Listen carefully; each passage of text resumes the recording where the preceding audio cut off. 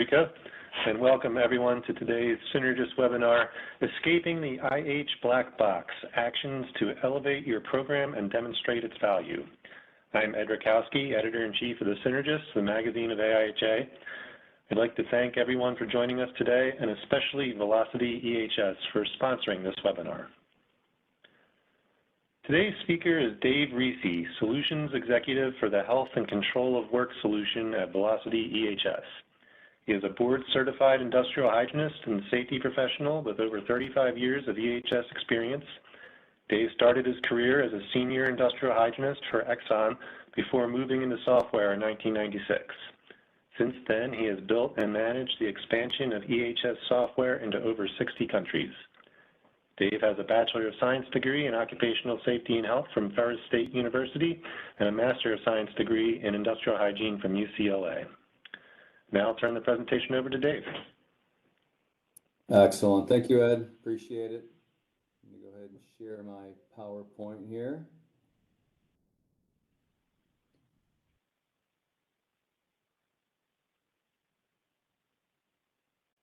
Okay. Let's start at the beginning, not the end here. Welcome, everybody. Thank you for spending the next hour with me. Topic of today is escaping the IH black box, some practical actions to elevate your IH program and to help demonstrate its value. I'm going to try to get through here in about 50 minutes or so to leave some time for Q&A.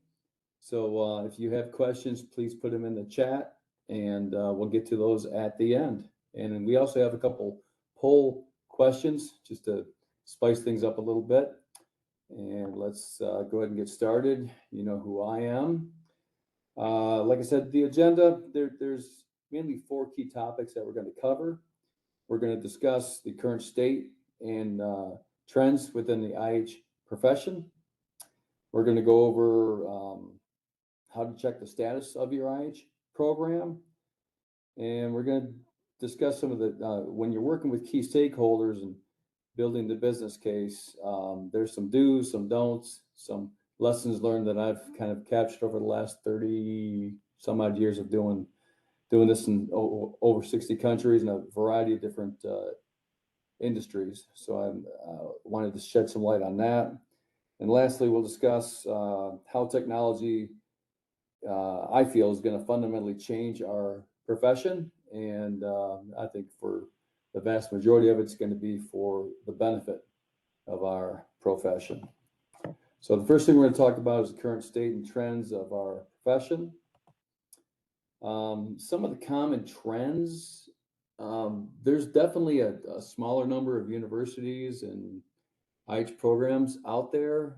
My undergrad was in occupational health and safety, specializing in hygiene from Ferris State. Back then it was college, now it's university. They don't have a program anymore. There are some new programs that are out there that are even better. And there's some online, but in general, it seems like there's less and less programs out there. There's definitely less IH professionals working in industry. And a lot of that is because the people on the shop floor, the people in the plants, they're starting to use a lot more consultants and EHS generalists or safeties filling the role of the field air monitoring tech or the hygienist that used to be out in the field a lot more. There seems to be a lot more use of consultants, and I'll just use the term EHS generalist. And then there's obviously the aging workforce. 65% of the IH professionals are over the age of 42. That's the latest stat that I could find. I was surprised it was that low. I thought it would be a little bit older than that.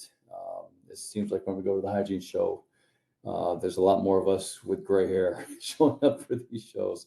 So there's definitely some common trends that we need to keep our eyes open as we look at our short-term and near-term future. If you're looking at CIHs, jobs by industry, this really surprised me when you look at it. You've got the number one or the highest percent of CIHs working in government. That was obviously the Fortune 500 years ago. but you've got government, and then the third being technology. I tried to read into the study from Zippia. They didn't have a lot of it. I called them and tried to get more information on that technology. Is that working in a technology company like a high-tech industry, or is that people working in technology? So not clear on that, but technology wasn't even in probably the top 10 about a decade ago. So definitely some shifts in where the CIHs are in industry. Let's go ahead and start up our first poll question. And the question is, who conducts the majority of your IH field services? You may have multiples, but really what we're looking for is when you look at the vast majority of your air monitoring, your qualitative exposure assessments, who's doing most of that work for you in your company?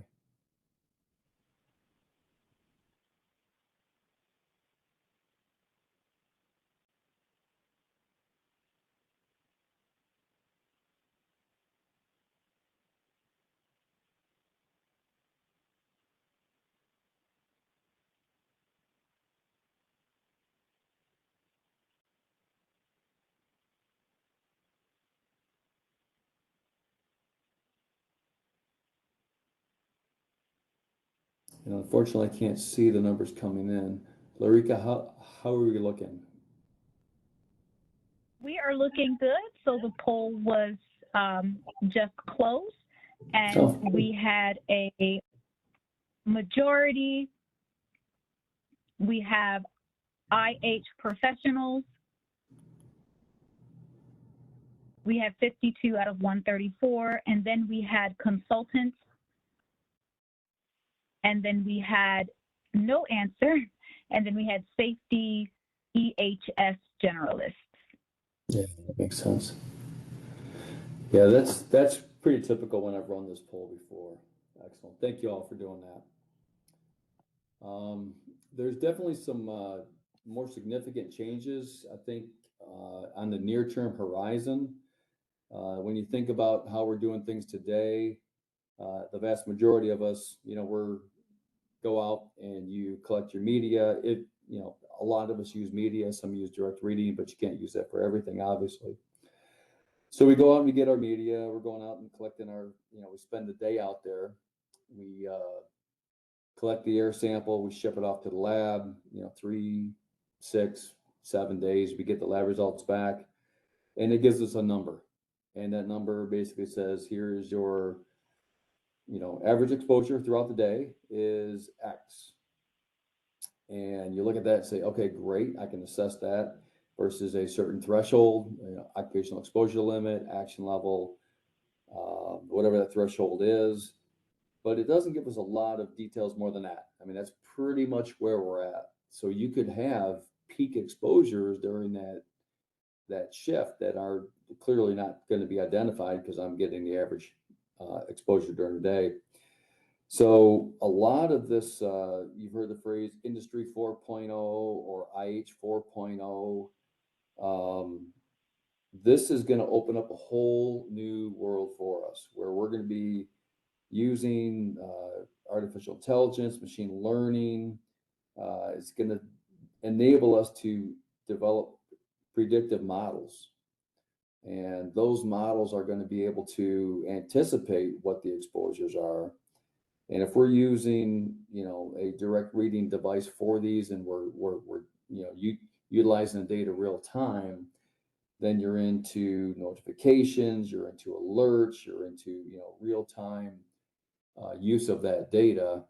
And even that, if you don't have the notifications on or you're not there yet, if you're using AI and machine learning, you can drive out some predictive analytics, maybe looking at production numbers, maybe looking at ventilation rates and the exposures, including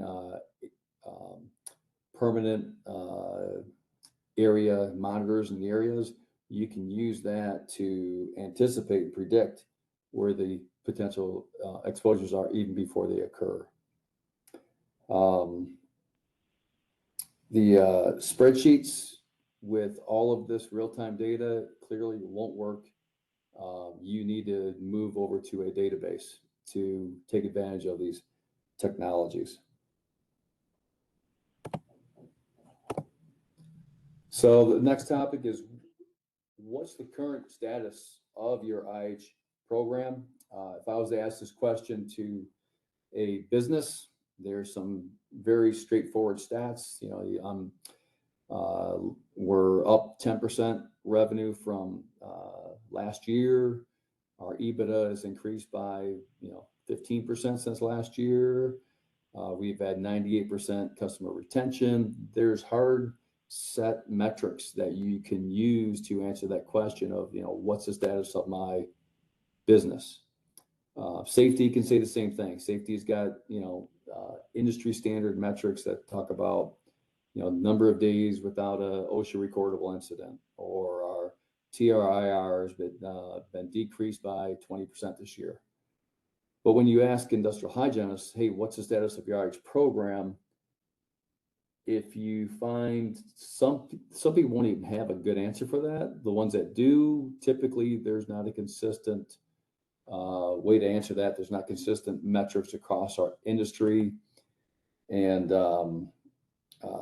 it's definitely a challenge for us as an industry to be able to answer that. So what we've developed internally, and at the end I'll put a QR code out there so you can download this tool. It's a free tool, and what we've done is develop this tool to help you define what the status is through your own self-assessment. So we're looking at it's different than an audit. It's more of a self-assessment. So there's independence of an auditor. You got importance of the evidence. Excuse me, the evidence. There's a lack of comparative standards. So it's not that there is an industry standard and here's the threshold that you need to be above or below. It's more of a straight self-assessment. From the evaluation level, you're looking at the plan contents, the processes, and the systems in place. And then it helps you just perform a gap analysis saying, okay, here's where I think we're doing well. However, here's where we have some opportunities, if you would, to improve our IH program. Again, this is a free tool. At the end, you get the QR code. You tell people what you want, and we will send it to you via email. You're not on a mailing list. We really don't believe in that. A good metric or tool that's used to check the performance of metrics periodically. One of the best that I like is this balanced scorecard option. And essentially what you do is per location. It works really well if you break it up by site or by location or by business unit. You can lay out what the objectives are. So you break it up by, let's say, SEGs, qualitative assessment, sampling plan, monitoring data, and then feedback. And then within SEGs, we want to look at the completeness of our SEGs and precision of those SEGs. Like, are they really SEGs, or are we just making assumptions here? And then for each one of those, you define the measurement. This is the hardcore stat that you're going to measure against. So for completeness, we're going to say percent of SEGs identified. For, in my example, I got Houston Refinery. For precision, I might say, what's the percent of SEGs up to date for that initial site characterizations? And you can go through all these. I've just thrown these up as examples. What makes sense for you and your business might be similar, but it really make this thing your own. So if your sampling plan, if that makes sense, and you put together sampling plans to have a section on that and identify the metrics. If you're not doing like feedback at the very bottom there for perception, if you're not getting that data, well, obviously you wouldn't put it in your scorecard. But I like the perception because it really goes from, let's get out of our black box, let's get out of our office, get on the shop floor, talk to people, educate people on what it is you're doing, why you're doing it. We're asking you to wear a pump. Why? what's in it for me kind of thing. And if you're sharing your data and you're talking about risk and you're saying, we just want to make sure that you're healthy, you're not getting any adverse health effects from working here, and you do a good job of educating them, that'll eventually evolve into a culture change and a very positive look on what we do as industrial hygienists. I've seen some companies that have done this fantastically. You could walk on any shop floor or any of the manufacturing areas and talk about industrial hygiene, and they get it. They understand exactly what industrial hygiene is for, why it's important. They have no reservations of wearing, noise dosimeters or pumps or anything. And I've been in the other plants where they say, look, I've worn these things for years. I never get a notification letter back. I don't know what they do, but it's a waste of my time. The pump's heavy, whatever the case may be. Anyways, back to the balanced scorecard. Each of these metrics has to have an owner. The owner is the person that will take the data, possibly collect the data, analyze the data, post the data, document all of that. Preferably that's the same person. Each of these stats, if it's possible, put the target or the goal. So what number do you want to hit? And then obviously, if this is a month to month or quarter by quarter, you put the actual metric of where are you versus your target. And then the trend line I love because at a quick glance, I can just take a look here and say there's only a couple that have improved because I got the green arrows going up, pretty much status quo, but I've got 1, 2, 3, 4 red arrows going down. So, okay, there's something going on here. Why have we not been improving our stats or our metrics in here? And then you can dive into each line item and put your notes in there of what you need to do before the next month or next quarter. Again, the stoplight, green, yellow, red is really nice because you can have a metric saying, hey, if it's 60% or lower, give it a red, or 60 to 80, give it a yellow, 80 plus or 90 plus, give it a green. Whatever that makes sense for you and your business is what you define, and just stick to those metrics. The last thing I'll say about this is these metrics, don't put too many up there. This is a lot to handle. I probably would start with less, grow your metrics, and then change your metrics up because metrics get stale. And if you're consistently at a green, hey, that's great. Let's create a new metric that's even harder to reach. A lot of greens look great, but you're not getting the benefit. The whole goal of a metric here is to change behaviors. If the behavior is already changed and you're green everywhere, find some new metrics and take it to the next level. I think the best overall summary of where your risks are at your plant is illustrated by using the risk matrix. A lot of you have seen this before. If you haven't, AIJ's got that incredible book on exposure assessment strategies. Highly advise you guys get that book. Essentially what you do is you just put together your risk matrix, and this is just like safety. As a matter of fact, when we roll this out with companies, the first thing we ask is, do you have a risk matrix? If they say yes, great, let's discuss that. What is it? Is it a 4x4 like what's being shown here? If it's a 4x4, that's great. What does safety do? Oh, they have a 6x6. Well, then we start asking questions. Well, why are you different? Wouldn't you want to match up with how quality and safety, and because chances are safety, whatever their risk matrix is, if it's a 5x5, that's known all the way up their organization because safety does a really good job of taking things up to their key stakeholders.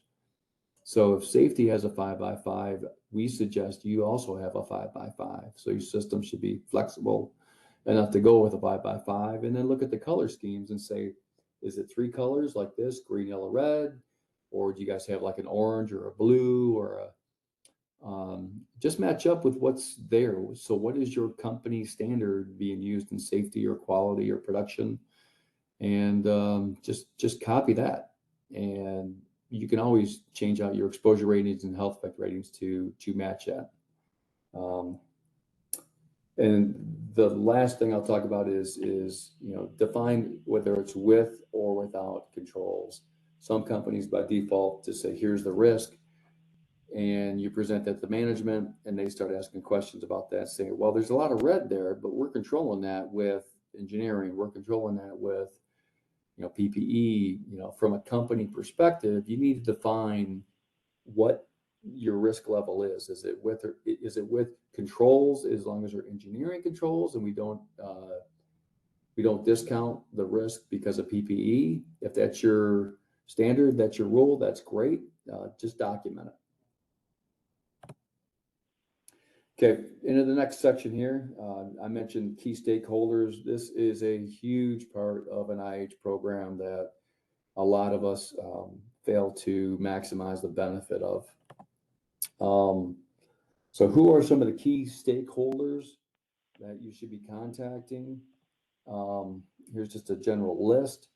I think that first line item, the C-suite, is where most hygiene programs fail. They do a great job of talking to the plant and line management.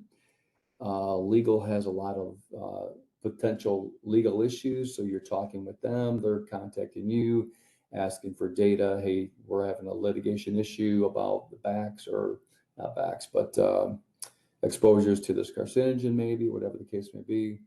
So typically you're involved with legal, risk management. If you've got one of those risk management groups, you're dealing with the risk managers, HR, obviously.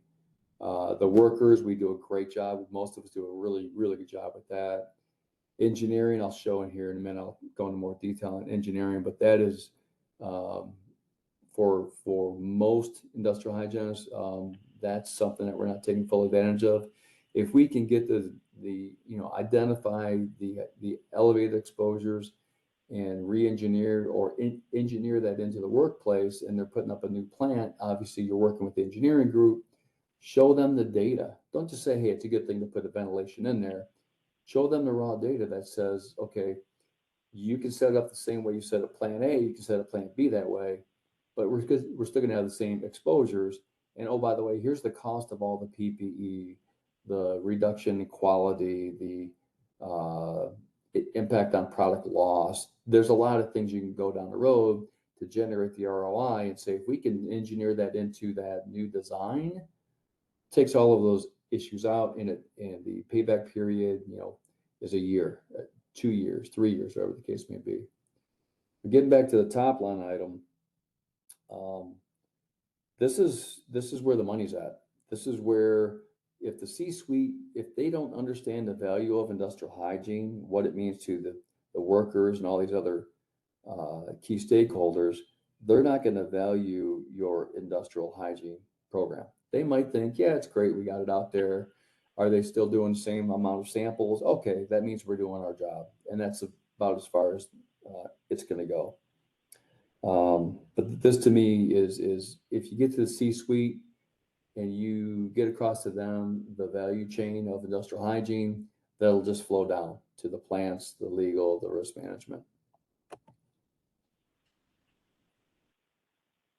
So how do we estimate the value of our industrial hygiene programs? There's two methods. You can use both. One is a qualitative, and we all know what qualitative means. Basically, it's just the estimate of the value of our IH contribution. Has it improved the culture or level of professionalism of the EHS group or the IH group? Has it improved the company's reputation?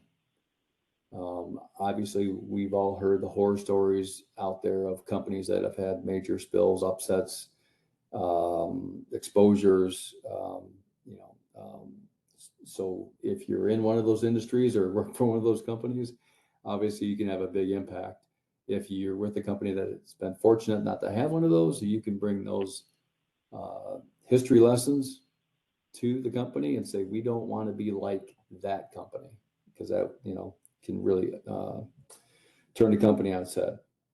From a quantitative standpoint, we can calculate the benefits using, basic common metrics. So, getting rid of PPE, going to an engineering, getting off airline, and closing that work process, that's going to increase productivity.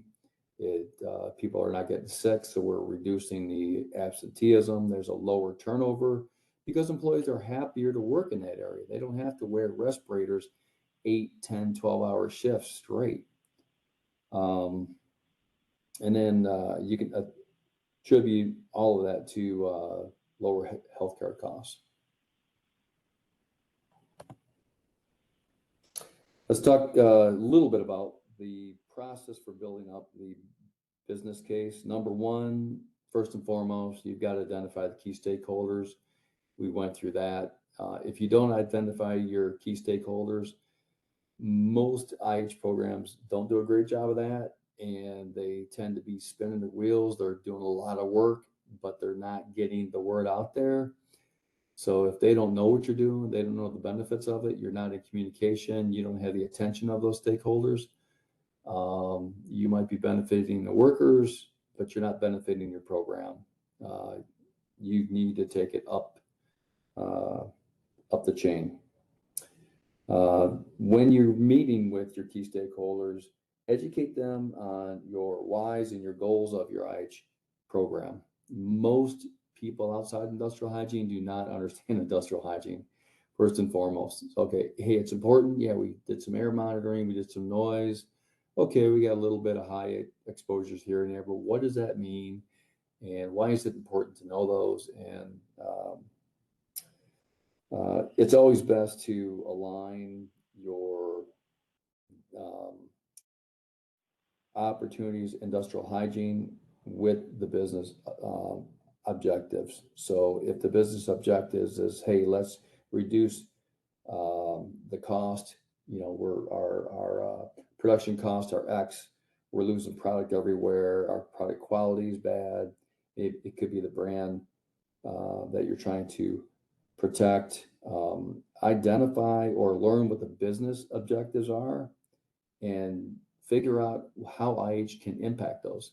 If you can help top management meet their goals and objectives from a business perspective, you're helping them, you're getting their attention, and they're going to really appreciate that. And when you're talking about your business cases for your air monitoring budget or using consultants or whatever, they're going to be more apt to see the value of what you bring to the table if you're helping them with their goals, obviously.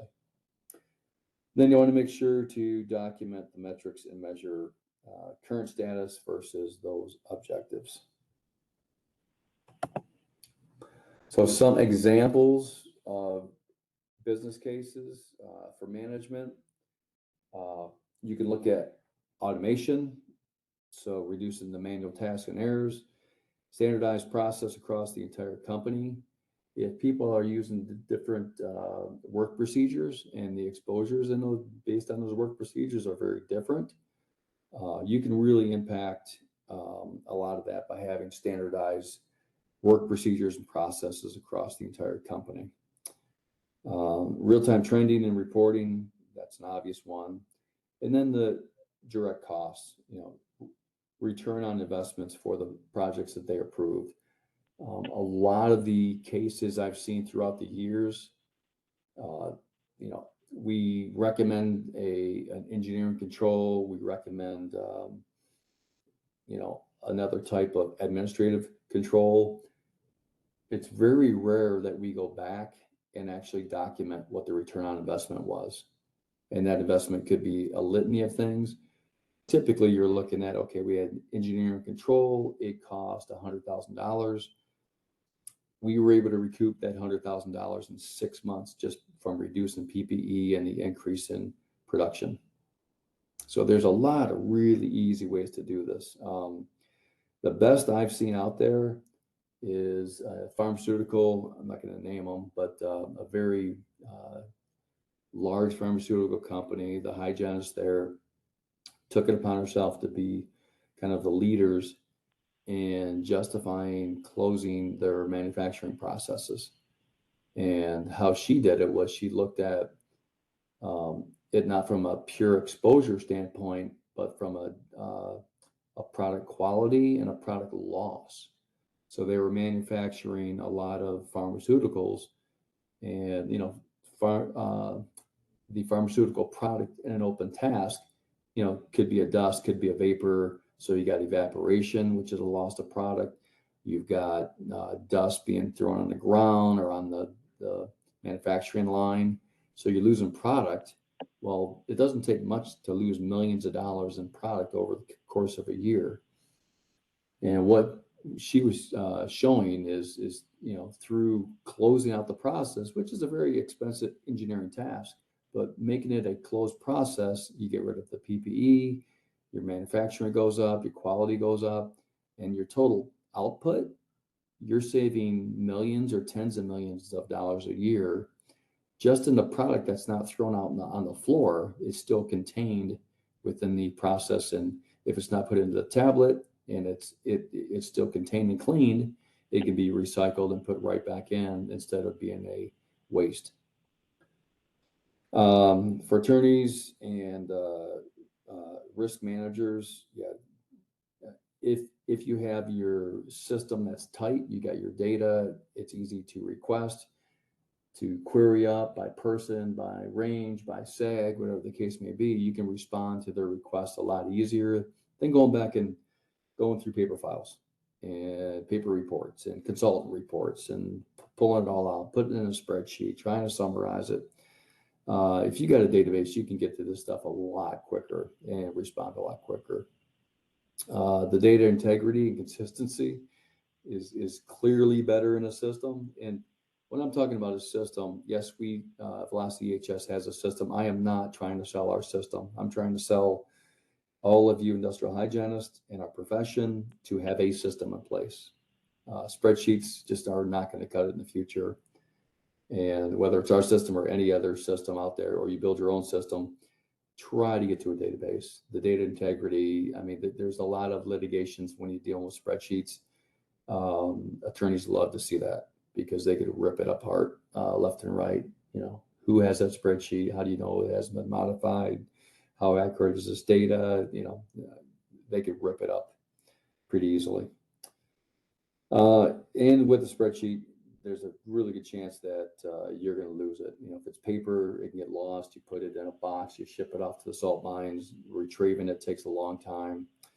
And you've got to have a tact that's pretty tight to stand up in court for that. Workers and operations and maintenance, obviously, if you got a better risk management and communication, if I can query that data, I can communicate that data, I can generate employee notification letters or postings a lot quicker. Move on to the next poll question. So this is the second and last poll question. And the question is, what's your primary method to demonstrate the value of your industrial hygiene program to your key stakeholders? And I'll give you time to respond to that.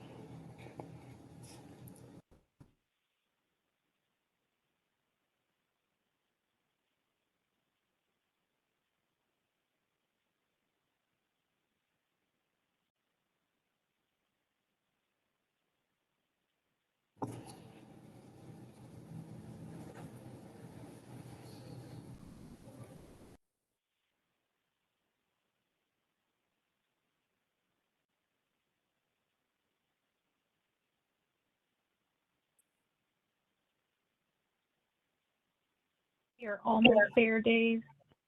Okay, wonderful.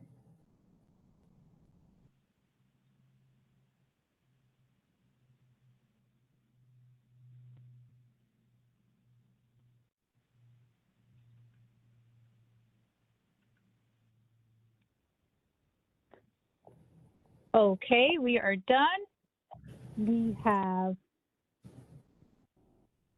looks like C for the majority, periodic metric reporting. And then we had D, periodic meetings with key stakeholders. And then we had A, we generally don't need to. What's the percent of the last one? That they don't? The last one was 22 out of 158.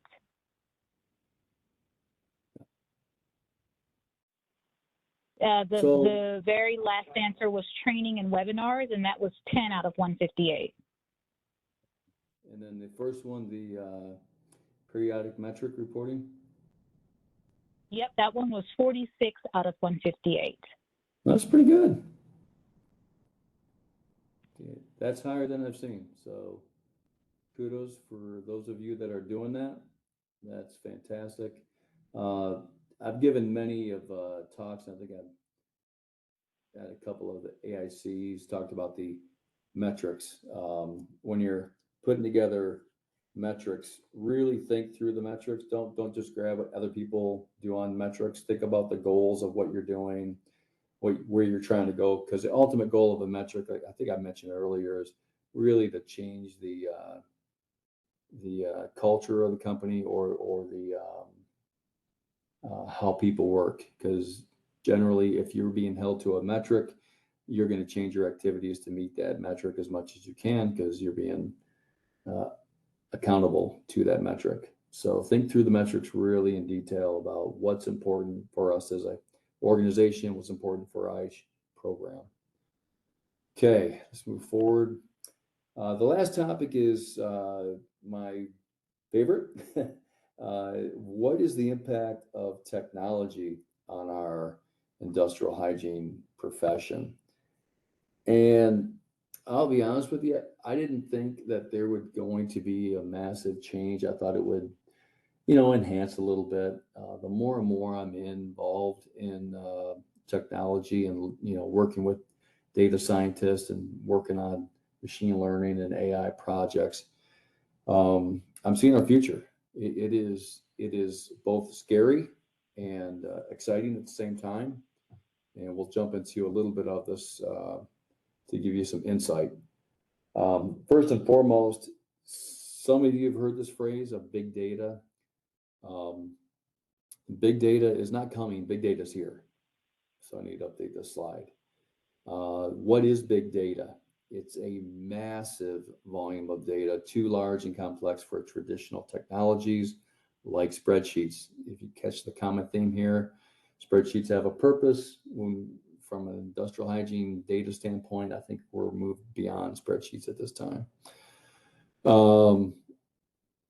It's typically collected by digital technologies such as video streams, audio, and we're not talking just a little 5-second audio or video. We're talking over days, weeks, and months. We're talking about a ton of data.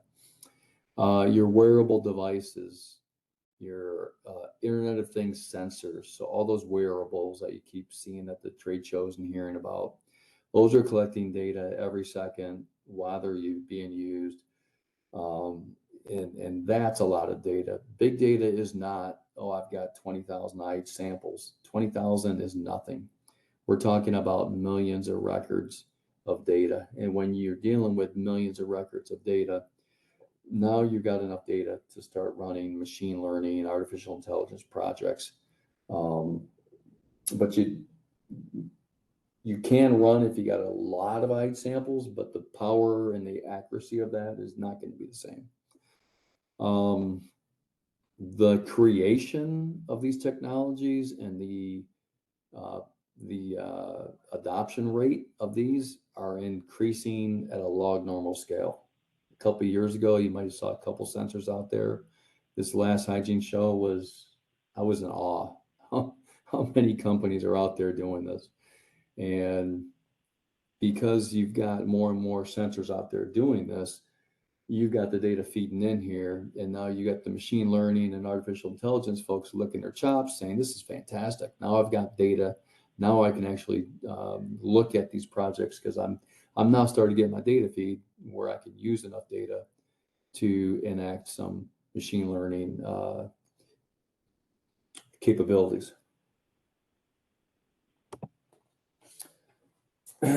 So what are some of the established IH use cases for big data? workplace cameras detecting like thermal analysis of both people and equipment.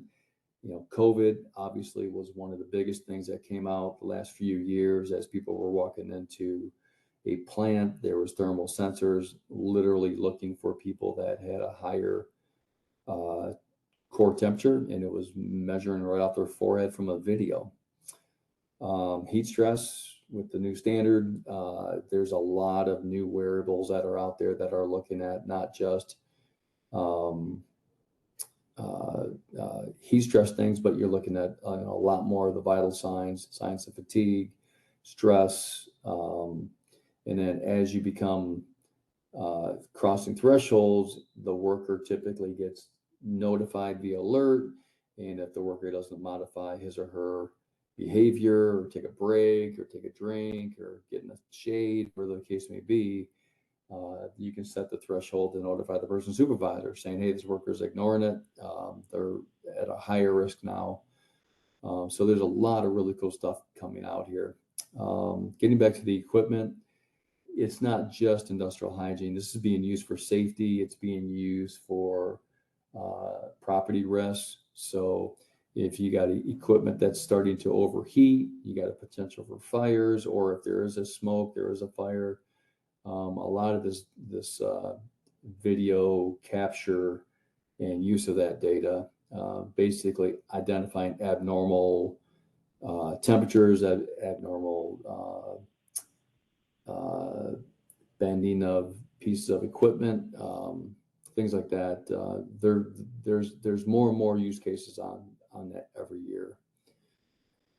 And now we're starting to move to direct reading devices that are on IoT platforms. So most of us, probably almost all of us, right now, we've got a noise dosimeter or any kind of direct reading device. You take the device, you've got to dock it, you download the data, you data log it right into your software, that handheld device into their software. Then you export that in a CSV file on your computer, you save it, you log into your IH system, you pull it up, you go grab that CSV file, you load that CSV. I mean, it's a 5-10 minute task to put data in your system. That's starting to go away. A lot of companies are looking at Internet of Things or IoT platforms or cloud-based platforms where you're going to have a device. You click a button, all the data gets pushed up to the cloud, gets sorted, handled, and it knows what to do, where to put the data, and it pushes it back down to the system automatically. So what used to take 5, 10, 15 minutes is a click of a button. That's where equipment manufacturers are going. We're talking with several now that are have built or are looking at building those platforms.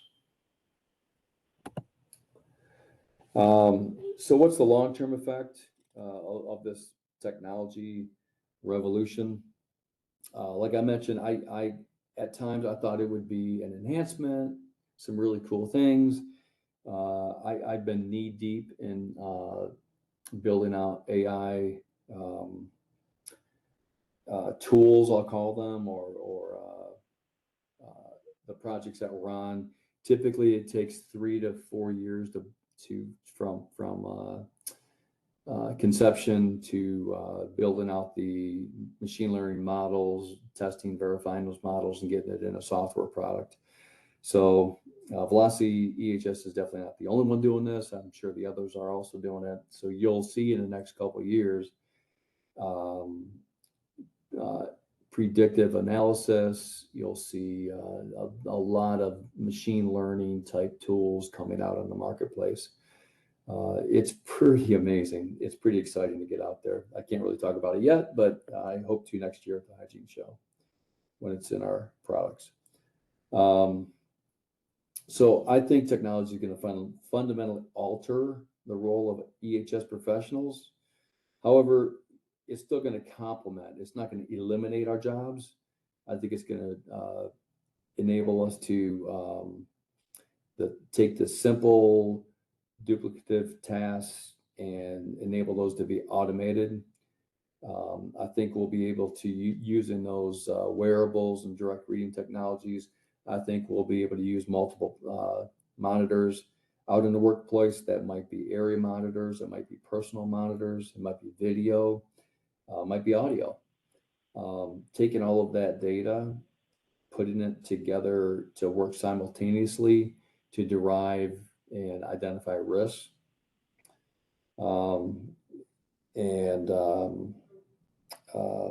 The big benefit that I see, I think I mentioned this earlier, is if I've got real live data and I know anytime that peak was exceeded because I got notified, or I've got a video of that, and I go back to 1:30 in the afternoon, we had a spike of exposure to chemical X. Hey, what was Mary doing during that time frame? You go back to the video, you pop it up, go, oh, okay, she stuck her head in front of that vat because she was taking a sample. Okay, well, that's the high peak.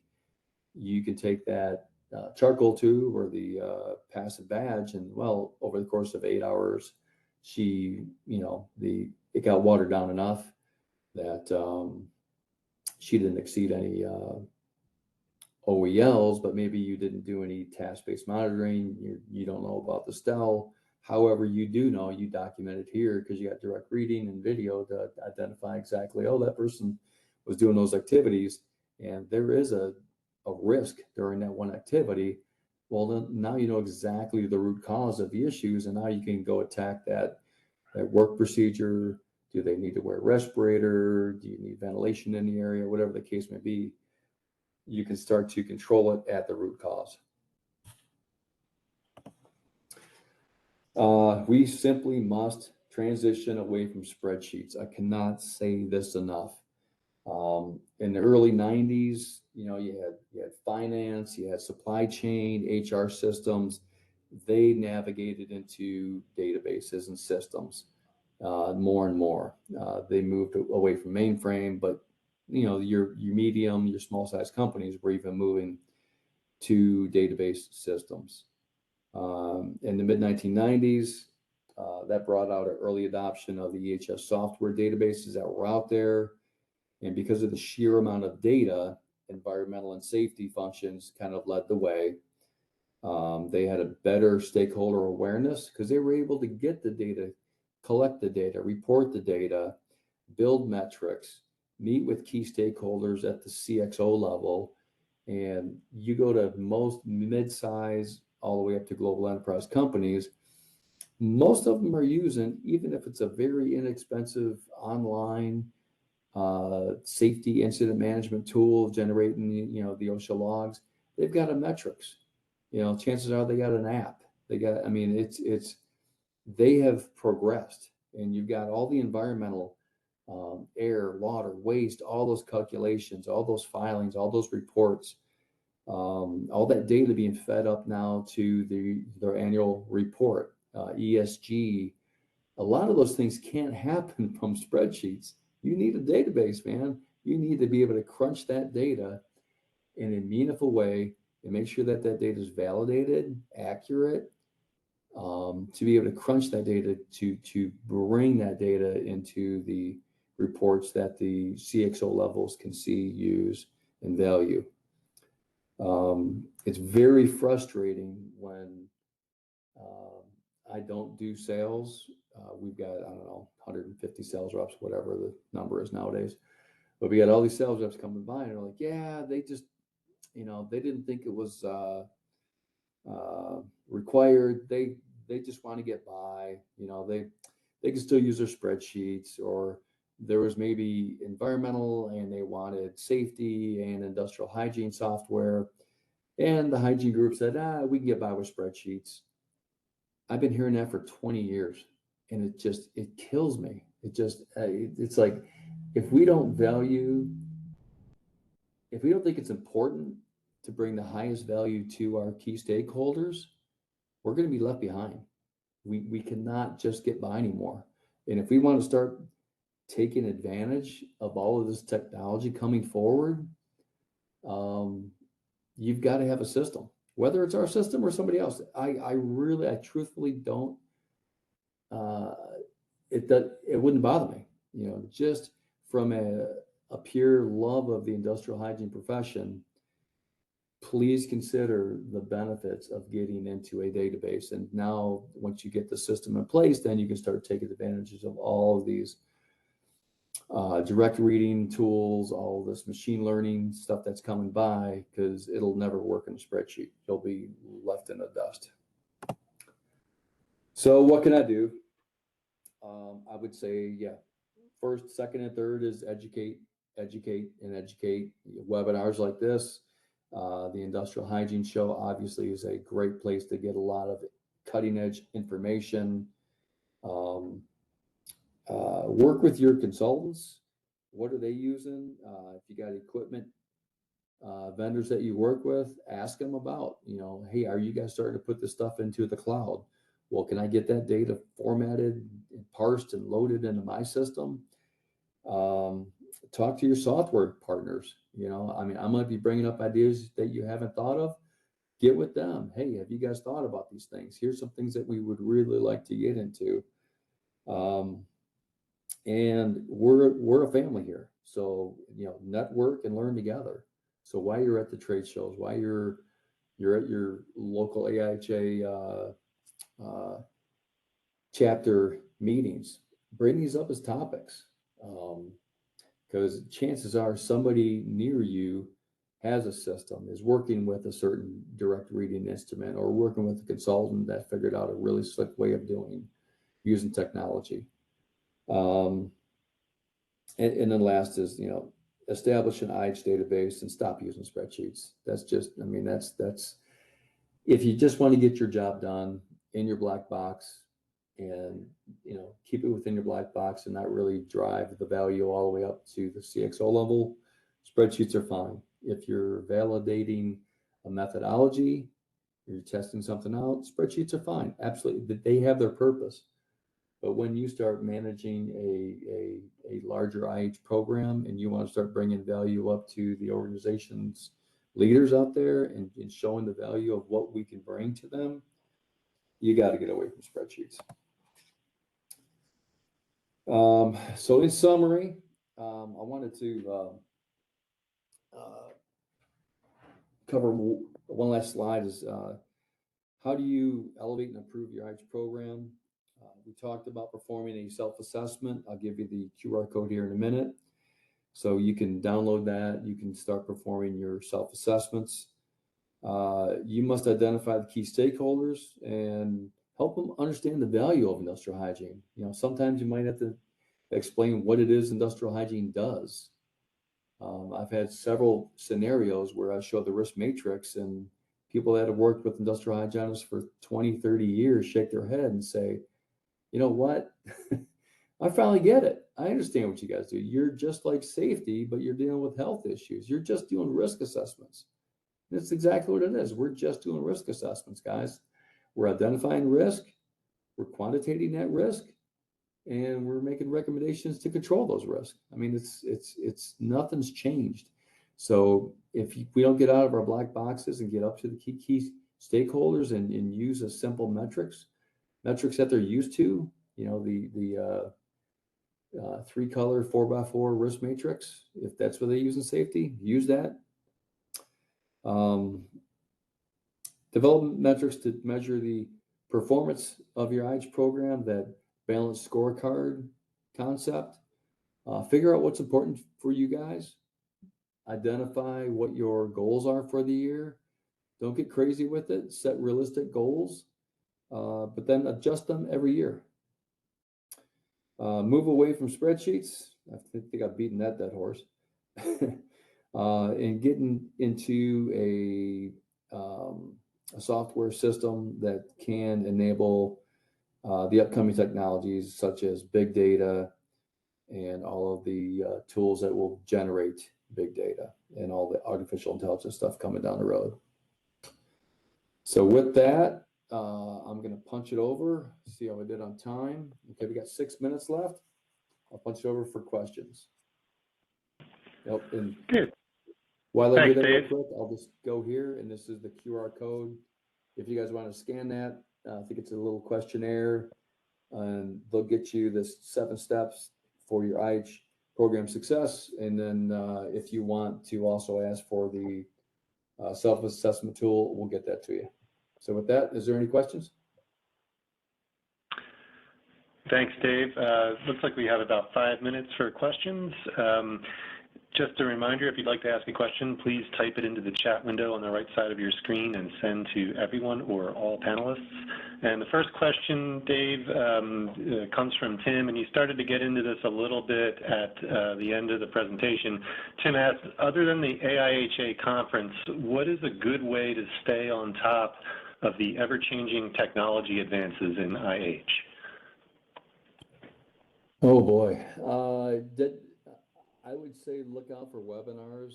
A lot of the consulting companies, not say a lot, but a few of the consulting companies, a few of the software vendors are always putting out webinars. I think we do probably 5, 6, or 7 of those specifically for industrial hygiene on technology a year. I'm pretty sure the others do it also. The hygiene conferences. Talk to your local section, AIHA, and see if they can get somebody to come in and speak with you. You know, if that's of any interest, you know, feel free to reach out to me. I think I've got my email right there. You know, if your local section would like to have a more detailed discussion on one topic that I've covered, you know, reach out to me. I can stop by your local section. And I'm sure other consultants and other software vendors would do the same thing. Great, thanks. Another question, Dave, attendee asks, I'm new to my company and don't really know who the key stakeholders are. How do I determine who they are? Boy, that's a tough question. If you don't know, I would suggest starting at the bottom and working your way up. And maybe a perception questionnaire, depending on what frequency you want to ask I would say your as high of a manager or director or VP that you can reach up to. Ask them perception questions, seeing if they understand what industrial hygiene is and does, and do they understand the value of what industrial hygiene brings to the organization. From that, once you get let's say you're up to the director level or the VP level, I would open the conversation up to them saying, look, there's a lot of really easy things that we can do, but we need higher level management support for that. How do you suggest, Mr. VP, Mrs. VP, Mrs. Director, you know, I need to take it up to the CXO, the COO, whatever the case may be, and get with them. I would also reach out to your counterparts in safety, because chances are they have the points of contact pretty high level, and jump on the bandwagon. I mean, if they've got the 5x5 matrix, jump on the bandwagon, you come up with a 5x5 matrix, and then you ask them to be part of their meetings and their monthly metrics or quarterly metrics that goes up to the CXO level. You know, add your matrix to that. So now it's not just a safety matrix, it's here's the safety risk, here's the health risk. Okay, thanks, Dave. I think we're just about out of time today. I did want to ask Dave, are you okay if we make a copy of your slides available to attendees? Absolutely. Okay, great. My apologies to anyone who asked a question and I wasn't able to get to it. We will pass those on to Velocity EHS and Dave so they can reach back out to you with any answers.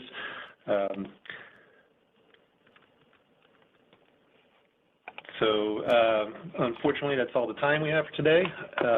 Thanks to everyone for attending today's webinar. My thanks to Velocity EHS for sponsoring it, and to Dave Reese for the great information today. Please join us on September 26th for our next webinar, Post-OSHA Final Silica Rule, What We Have Learned. You can register at aiha.webvet.tv. Thanks again and have a great day.